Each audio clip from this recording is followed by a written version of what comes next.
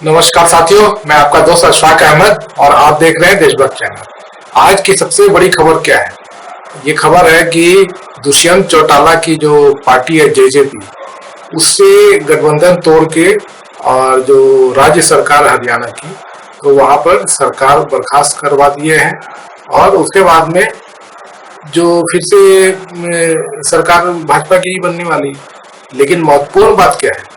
महत्वपूर्ण बात यह है कि काम निकल गया जेजेपी से, तो अब उनको लात मार के भगा दिया। और उससे भी ज्यादा बड़ी खबर क्या है कि खबर है कि 5 एमएलए तोड़ लिए।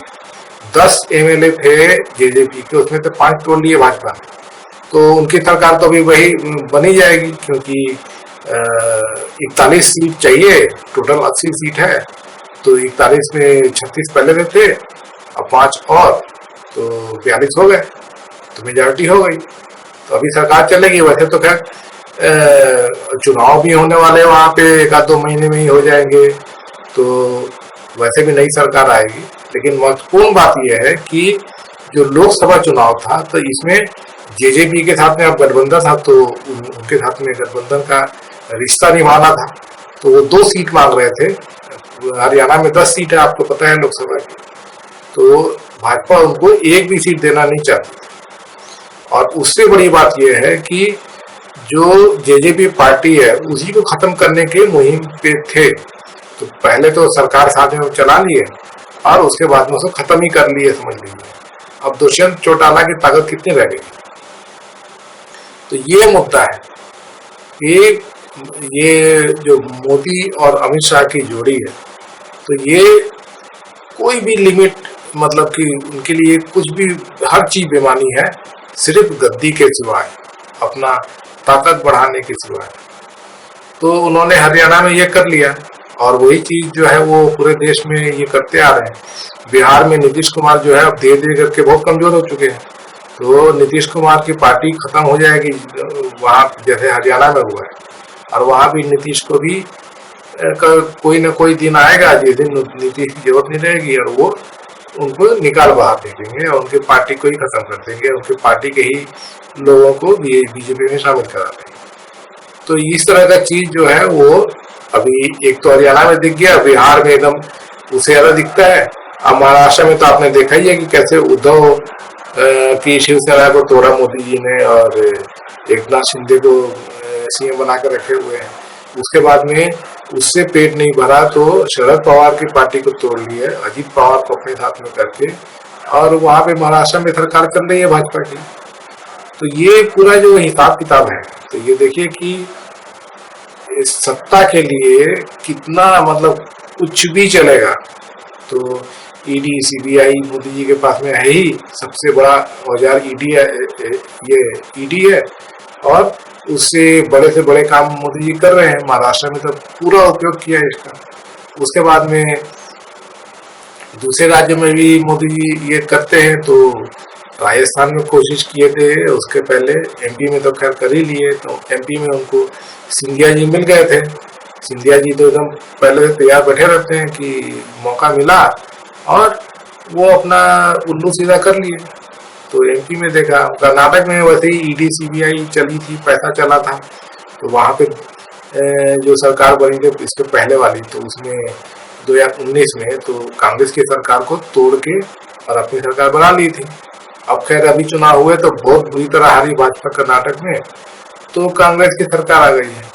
और इसके अलावा करीब करीब 6 राज्यों में सरकार मोदी जी ने गिराया।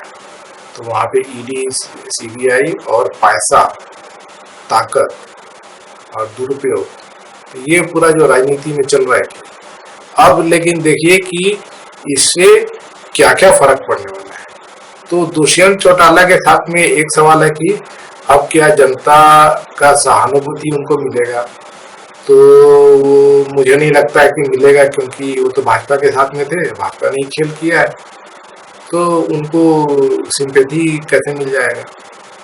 अगर वो जैसे कि विपक्ष में रहते और उनकी पार्टी तोड़ते, तब जाके जनता का सहानुभूति मिलता है कि भाई मोदी जी बहुत गलत किए हैं, उनकी पार्टी को तोड़ लिए हैं। तो अब जैसे कि महाराष्ट्र का जो हिसाब किताब है, तो वहां पर जो उद्धव गुट जो है और शरद गुट है, तो उनको पूरा पूरा सिंपैथी फैक्टर महाराष्ट्र में है, और इसीलिए उनकी ताकत उतनी कमजोर नहीं हुई है। और महाराष्ट्र में इसीलिए जो लोकसभा चुनाव होंगे तो मोदी जी का पलड़ा भारी नहीं है, हल्का है। और अभी भी जो महागठबंधन रहेगा जिसमें कांग्रेस, एनसीपी, शरद पवार और शिवसेना उद्धव गुट, तो इनका जो है 48 सीट जो लोकसभा का है महाराष्ट्र में, तो आराम से ये 30 से ज्यादा सीट लेने वाले हैं। और बिहार में भी देख लीजिए तो मोदी जी ने बहुत तिकड़म किया, और उसमें नीतीश कुमार तो खैर उनकी बहुत फजीयत हुई, क्योंकि वो पाला बदल रहे हैं पलटी कुमार, तो उनकी तो हालत खराब है। अब उनको बोल के लेने से ऐसा लगता है कई बार कि भाजपा को नुकसान हो गया। और तेजस्वी यादव वहां पे उभरे हैं जबरदस्त तरीके से, क्योंकि उन्होंने रोजगार दिया, रोजगार का ही जो है आगे भी वो प्रोग्राम लेके चल रहे हैं युवाओं के लिए, जबकि आपको पता है कि बेरोजगारी जो है सबसे बड़ी समस्या आज देश में। तो ये जो हिसाब किताब दिखता है, तो इसमें जो विपक्ष है, विपक्ष को मोदी तोड़ने की बहुत कोशिश कर रहे हैं हर तरफ से। तो आपने देखा कि महाराष्ट्र, अरे अभी हरियाणा में हो गया, बिहार में हो गया, और भी राज्यों में तोड़फोड़ चलती रहती है। तो उससे कितना फायदा होगा मोदी जी को और कितना नुकसान होगा। तो जहां जहां पे उन्होंने सरकार गिराई, जैसे महाराष्ट्र में, तो वहां पे तो बहुत भारी नुकसान होने वाला है। बिहार में भी नीतीश कुमार पलटी मारे हैं, तो नीतीश कुमार तो खैर वो नीचे जाएंगे ही, और साथ में पलटी तो मोदी जी भी मारे हैं। अमित शाह बोलते थे कि दरवाजे बंद हो चुके हैं नीतीश कुमार के, और फिर दरवाजा खोल लिया। तो वो चीज है। और दूसरा चीज है कि बिहार में राष्ट्रीय जनता दल तेजस्वी की पार्टी स्ट्रांग थी और स्ट्रांग है और स्ट्रांग होगी। तो बिहार में जो 40 सीट है लोकसभा की, तो उसमें तेजस्वी यादव और महागठबंधन जो है वो तगड़ा मुकाबला देने वाला है। पिछली बार 39 ले गए थे मोदी जी और एनडीए 40 में से। इस बार जो है कम से कम आधे से ज्यादा सीट जो है वो महागठबंधन कांग्रेस, उसमें कांग्रेस, आरजेडी, वामपंथी, ये तो लेके जाने वाले हैं। तो ये पूरा जो हिसाब किताब जो दिखता है तो लोकसभा के लिए, उसमें मोदी जो गोटी फिट करना चाहते हैं, तो नेताओं को तोड़ मरोड़ आप लो, क्योंकि नेता जो है वो बिक भी जाते हैं, डर जाते हैं, या किसी कारणवश वो हताश हो जाते हैं, निराश हो जाते हैं, तो चुनाव लड़ना मुश्किल हो जाता है।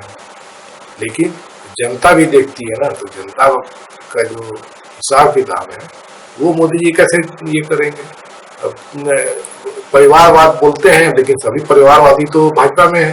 सिंधिया से लेके अजित पवार, तो जितने भी नेताओं के भाई भतीजे हैं, खुद अमित शाह के जो बेटा है जय शाह, तो ये सब परिवारवाद नहीं है। राजनाथ सिंह के बेटे बेटियां जो है वो राजनीति में नहीं है। तो सबसे बड़े तो मोदी जी परिवारवादी हैं। और भ्रष्टाचारी की बात करते हैं तो सब भ्रष्टाचारी तो अब भाजपा में आ गए हैं। अजीत पवार से लेके, और उधर हिमंता बिस्वा शर्मा, और उधर मुकुल रॉय था, और शुभेंदु अधिकारी, और हजारों जो भ्रष्टाचारी थे जिनका नाम ले लेके मोदी गाली बकते थे, और वही सब भाजपा में आ गए। तो जनता तो देखती है ना। तो चलिए देखते हैं चुनाव में क्या होने वाला है। लेकिन जो लड़ाई दिखती है तो उसमें मोदी जी जो है वो पिछड़ते जा रहे हैं, क्योंकि मोदी जी के ऊपर में अभी जैसे सुप्रीम कोर्ट ने इलेक्टोरल बॉन्ड पर जबरदस्त तमाशा जड़ा है। जो चुनाव आयुक्त नियुक्त किए थे खुद मोदी जी ने अपने हाथ से, अरुण गोयल, तो उन्होंने त्याग पत्र दे दिया। तो ये सब चीजें हैं जनता को दिख रही हैं। चंडीगढ़ में भी जो मेयर चुनाव हुआ तो किस तरीके से तोड़ मोड़ करके, और वो एक जो रिटर्निंग ऑफिसर है, तो मोदी जी के लिए भाजपा का सरकार बना दिया था, जबकि भाजपा का मेजोरिटी था ही नहीं। तो ये सब चीजें जनता को दिखती हैं, और इसीलिए जो चुनाव होंगे तो इसमें बड़े बड़े मुद्दे, जो महंगाई बेरोजगारी के अलावा ये भी बहुत बड़ा मुद्दा है कि किस तरीके से मोदी जी जो है तोड़ मरोड़ कर रहे हैं, गलत काम कर रहे हैं।